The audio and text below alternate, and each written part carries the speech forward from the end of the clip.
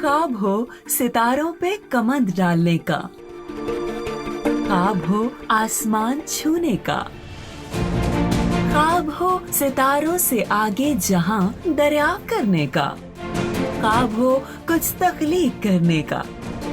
तो unique group of institutions देता है आपके सुनहरे ख्वाबों को ताबीर।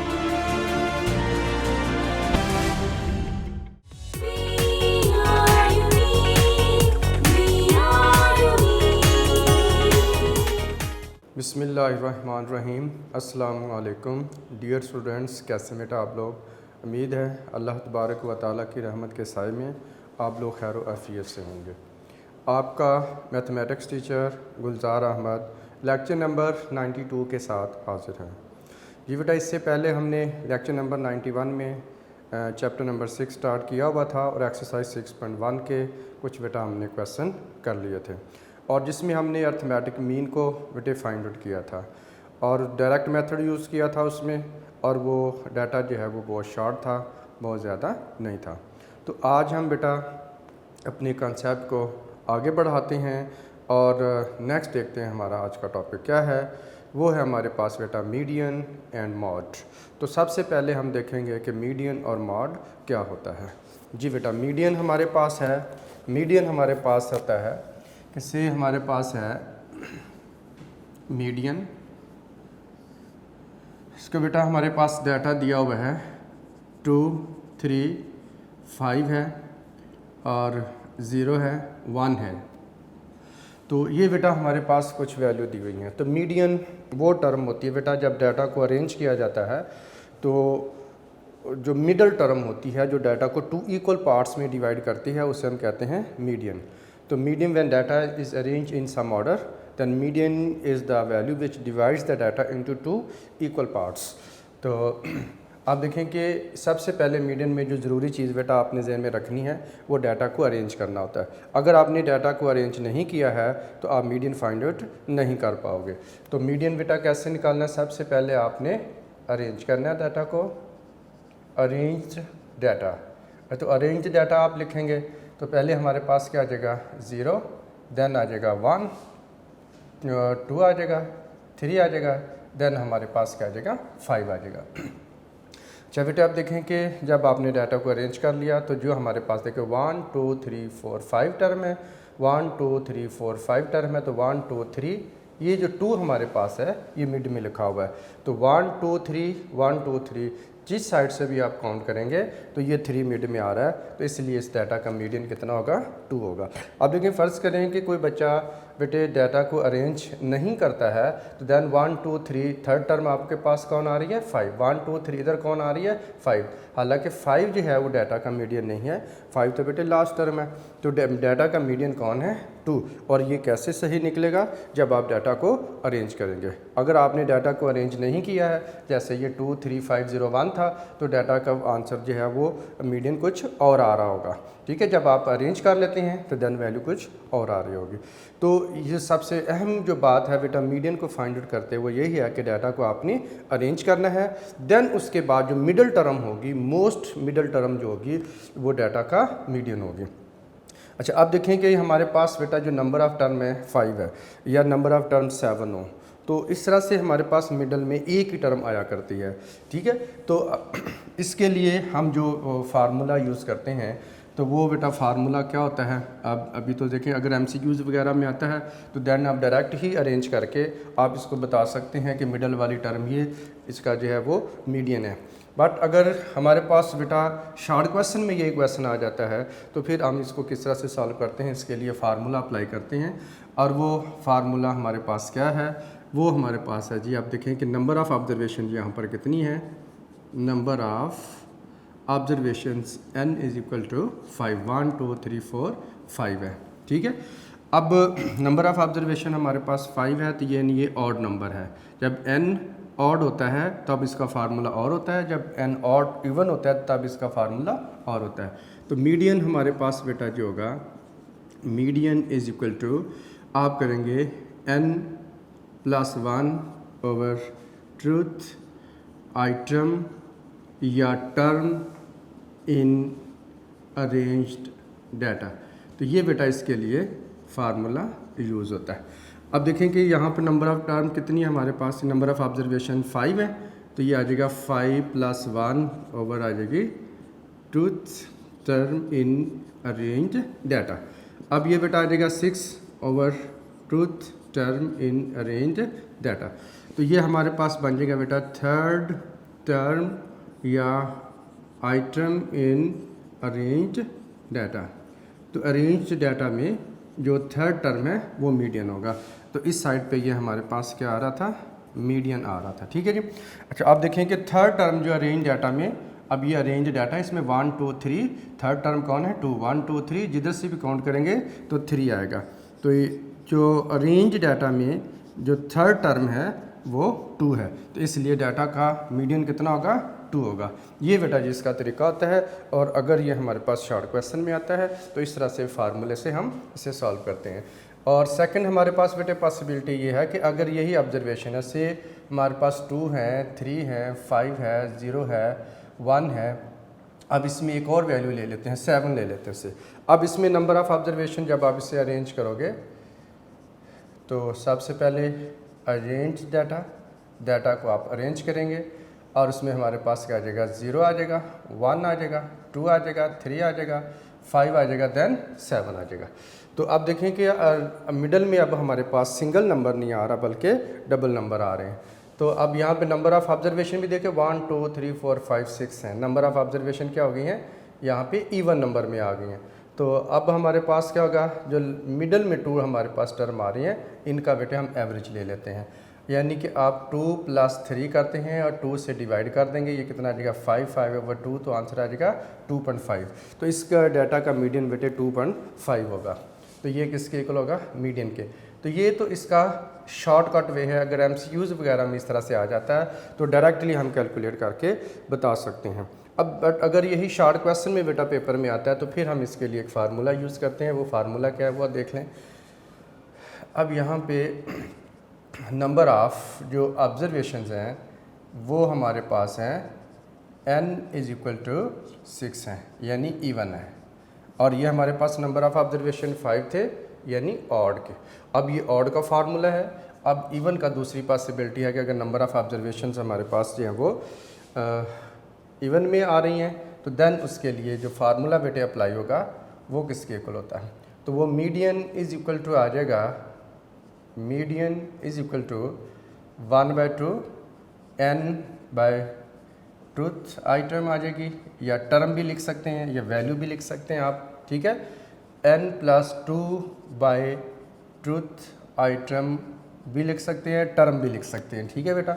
अब यहाँ पर हमारे पास आ जाएगा 1/2, n यहाँ पर कितना है 6 है, तो आप लिखेंगे 6/ट्रूथ आइटम।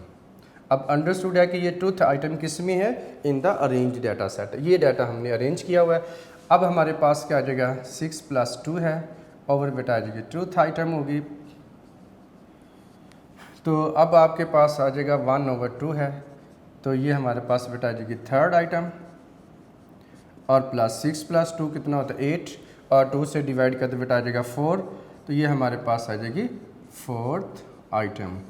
तो अब आप देखें कि आपने अरेंज डाटा में देखना है थर्ड आइटम कौन सी है, 1 2 3 2 है, 2 लिख लेंगे प्लस, और फोर्थ आइटम कौन सी है 3, तो 3 लिख लेंगे।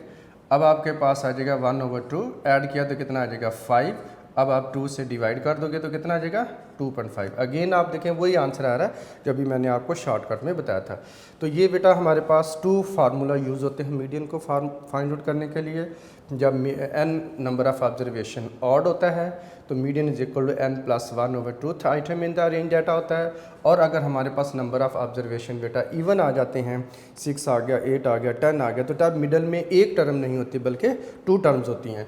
तो उसको बेटा हैंडल करने के लिए ये फार्मूला है कि 1/2 करना आपने, n/ट्रूथ आइटम प्लस n + 2/ट्रूथ आइटम।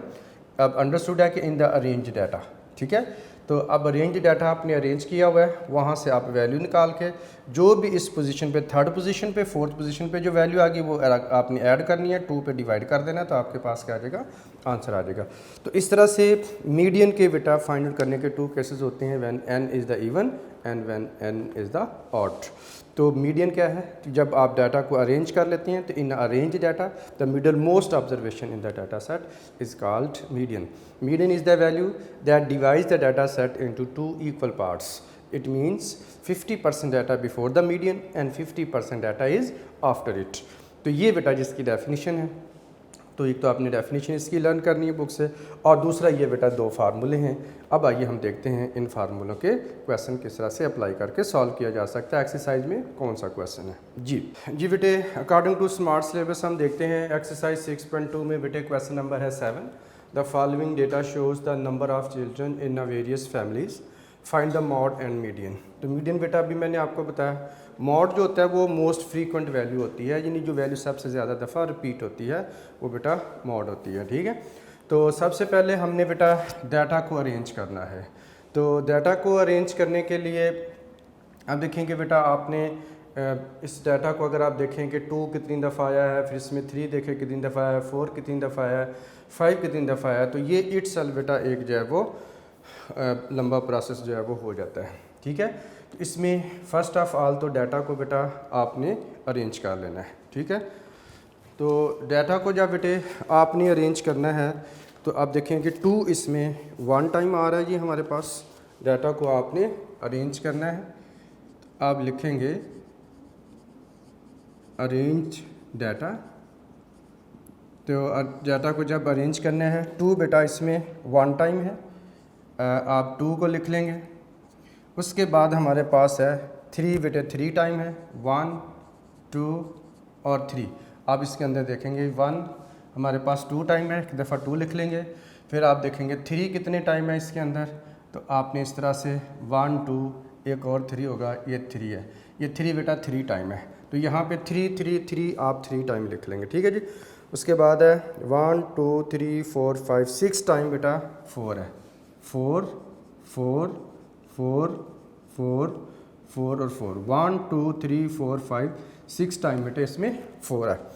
उसके बाद 1 2 3 4 टाइम 5 है, तो इसमें आ जाएगा 5 देन 5 5 और 5 बेटा आ जाएगा, तो 1 2 3 4 टाइम आ जाएगा 5। आगे 3 टाइम बेटा 6 है, आप 6 और 6 लिख लेंगे। ये आपने यहाँ से देखना है कि हर नंबर कितनी दफ़ा रिपीट हो रहा है। अब 7 बेटा हमारे पास है, 1 2 3 4 5 टाइम बेटा 7 है, 7 7 7 7 एंड 7, 1 2 3 4 5 टाइम 7 आ जाएगा। अब 8 हमारे पास है, 1 2 3 4 5 टाइम है, 8 8 8 8 और 8, 1 2 3 4 5 टाइम आप 8 लिख लेंगे। उसके बाद बेटे 9 है, 1 2 3 4 5 6 टाइम बेटे 9 है, 1 2 3 4 5 और 6 टाइम 9, 1 2 3 4 5 6 टाइम 9 आ जाएगा। उसके बाद 2 टाइम 10 है, ये 10 और 10 आ जाएगा। उसके बाद बेटा हमारे पास आ जाएगा 11 है 2 टाइम, और उसके बाद बेटा जी एक 1 टाइम जो है वो 2 टाइम 11 आ गया, और 1 टाइम यहाँ पे 12 है। अब ज़रा काउंट कीजिए नंबर ऑफ़ ऑब्जर्वेशंस यहाँ पे बेटा, ये 10 10 की लाइन में मैंने लिखी हैं, 1 2 3 4 5 6 7 8 9 10 10 20 और 10 30 31 32 33 34 35 36 37 38।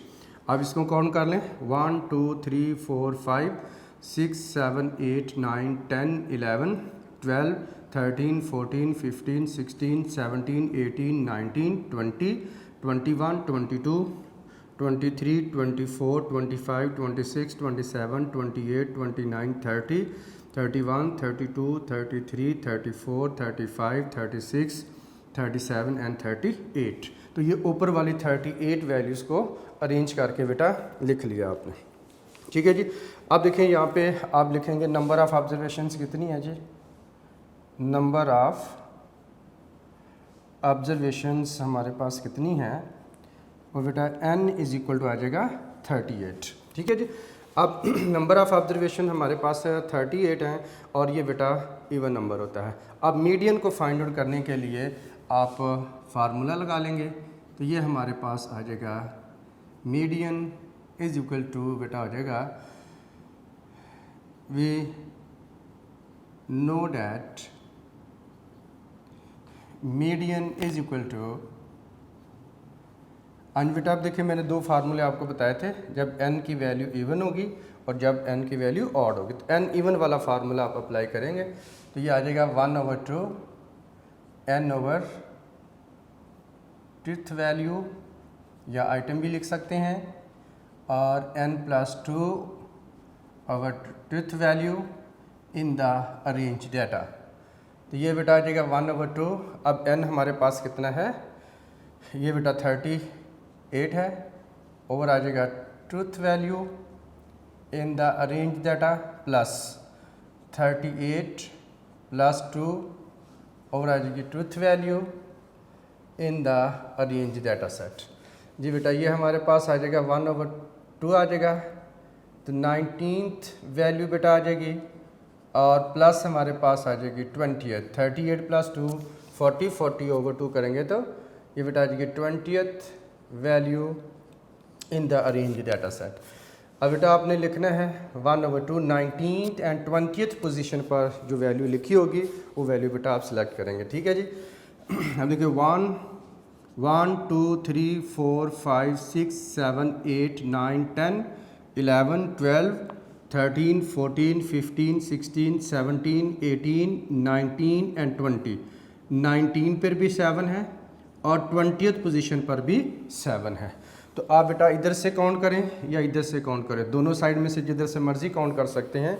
19th पोजीशन पर 19th वैल्यू और 20th वैल्यू वो बेटा 7 और 7 बनती है, आप काउंट करके चेक कर सकते हैं। ठीक है, आप लिखेंगे 7 + 7 बेटा आ जाएगा, तो 1/2 आ जाएगा, और ऐड किया तो कितना आ जाएगा 14, और 2 से डिवाइड कर दोगे तो 7 आ जाएगा। तो इस तरह से हमारे पास मीडियन जो है बेटा गिवन डाटा का वो 7 होगा। ये बेटा एक आंसर आ गया। अब उसके बाद हमसे आंसर पूछा हुआ है मॉड का। तो मॉड जो होता है बेटा मोस्ट रिपीटेड वैल्यू होती है। अब आप मॉड जो फाइंड आउट करना है आपने, मॉड जो हमारे पास है वो most repeated value in the data set, data में सबसे ज़्यादा दफ़ा कौन सी वैल्यू बेटा रिपीट हुई है। अब आप इसमें अगर आप देखते हैं 3 टाइम है, तो 1 2 3 4 5 6 टाइम, 4 जो है वो 6 टाइम है। ठीक है, 4 occurs 6 times।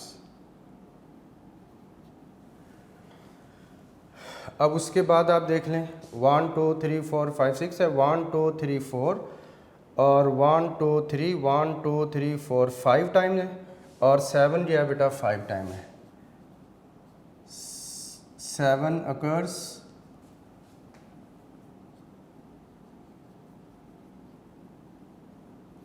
7 टाइम है। ठीक है बेटा, 1 2 3 4 5 टाइम है, तो ये हमारे पास है 5 टाइम है। अब और देखें वैल्यू हमारे पास कौन सी ज़्यादा, जो 4 या 5 टाइम रिपीट हो रही है। और उसके बाद हमारे पास आ रहा है 9 1 2 3 4 5, और 8 कितने टाइम है 5 टाइम, 8 occurs 5 टाइम्स।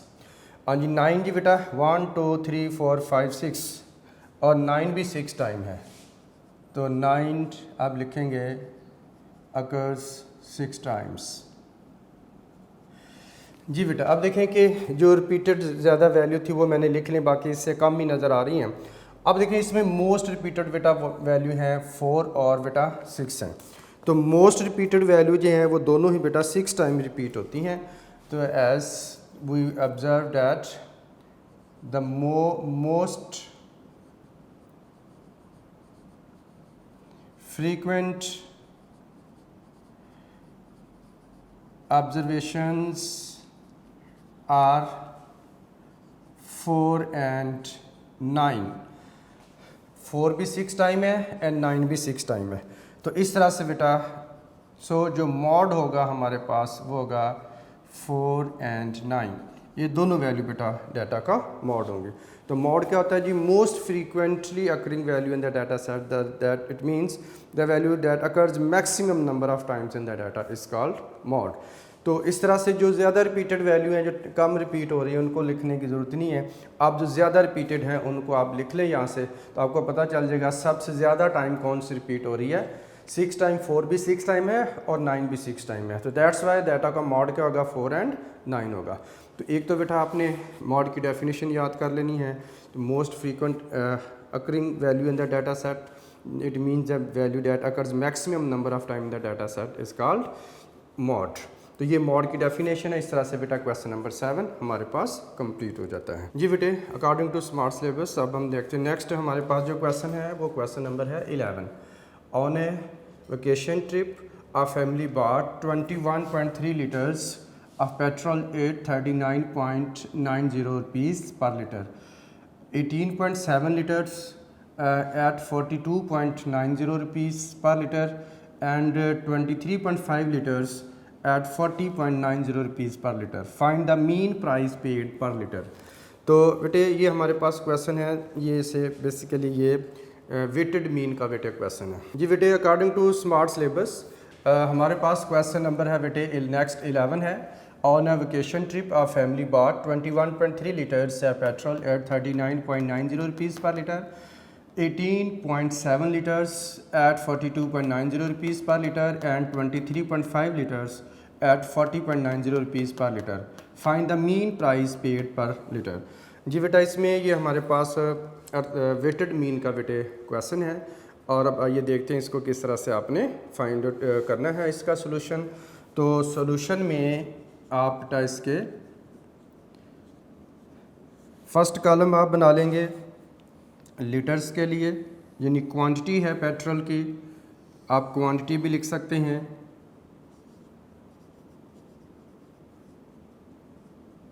जो क्वांटिटी है ये लीटर्स में है, ठीक है, ये लीटर्स में है, इसे आप कह लेंगे W। और उसके बाद आप बेटा जी बनाएंगे प्राइस पर लीटर।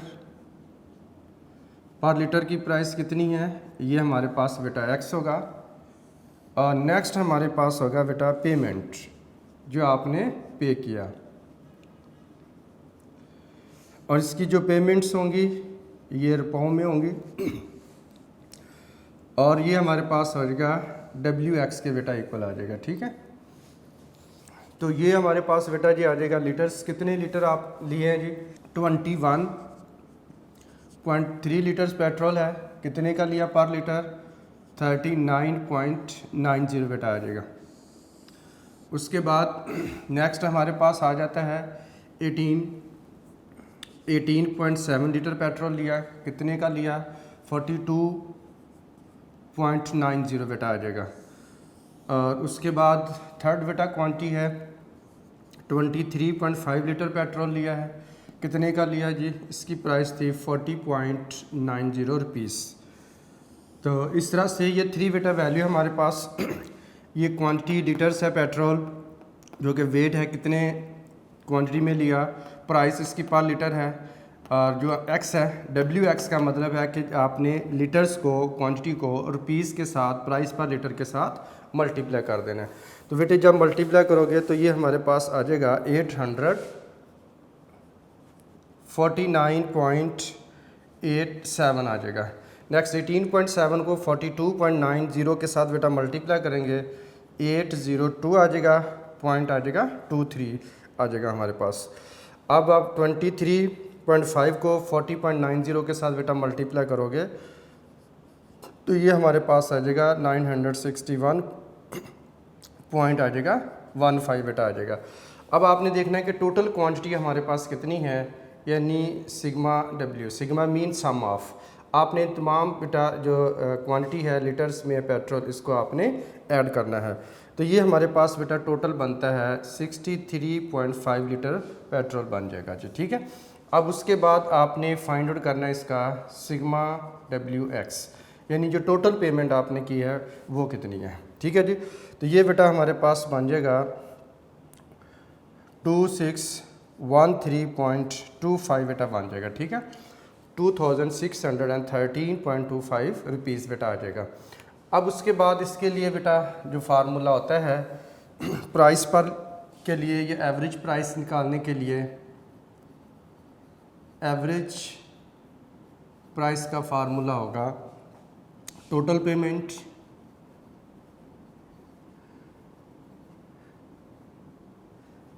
और जो टोटल पेमेंट्स है हमारे पास, और ओवर में हमारे पास आ जाएगा टोटल लीटर्स, टोटल लीटर्स। तो एवरेज प्राइस मीन प्राइस पर लीटर होगा, ठीक है।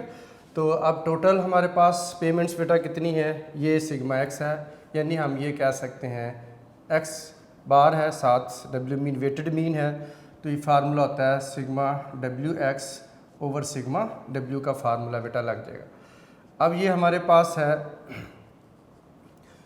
कि सिग्मा डब्ल्यू एक्स कितना है, ये हमने फाइंड आउट किया हुआ है 2613.25 है, और ये बेटा 63.5 के साथ आप इसको डिवाइड कर देंगे।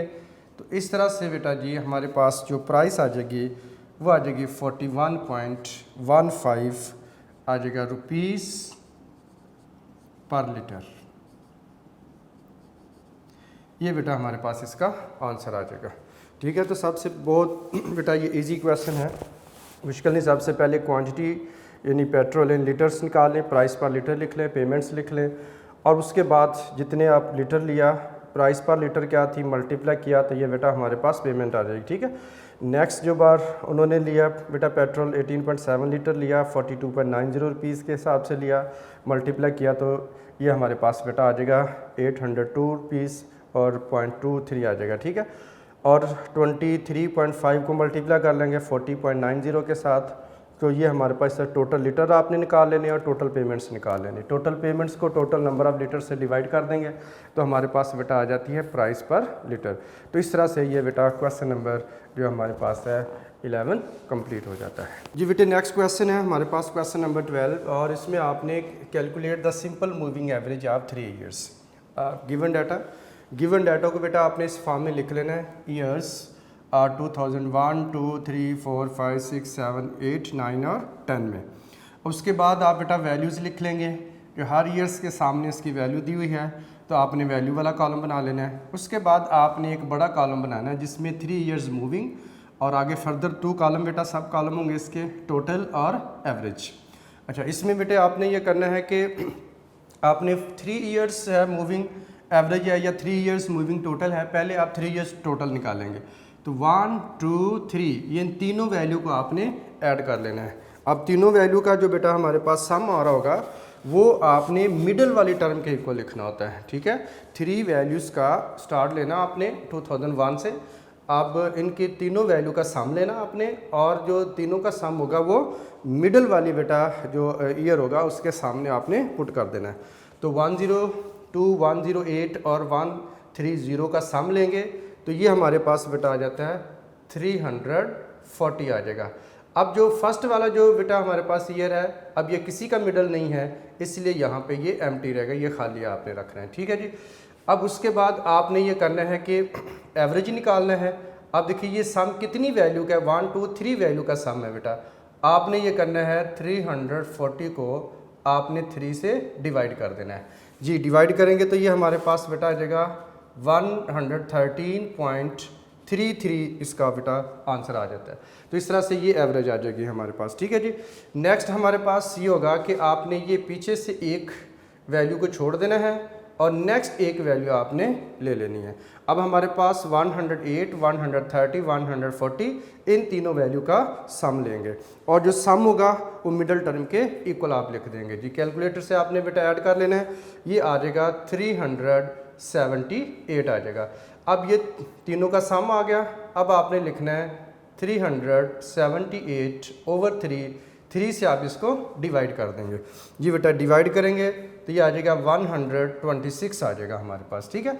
नेक्स्ट आपने करना है, पीछे से एक वैल्यू बेटा छोड़ देनी है, नेक्स्ट आपने एक वैल्यू जो है वो इसमें शामिल कर लेनी है।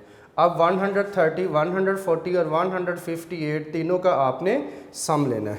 तो सम बेटा आ जाएगा 428 आ जाएगा, 428 आ जाएगा और 428 को आप 3 से डिवाइड कर देंगे तो ये हमारे पास बेटा आ जाएगी 142.66।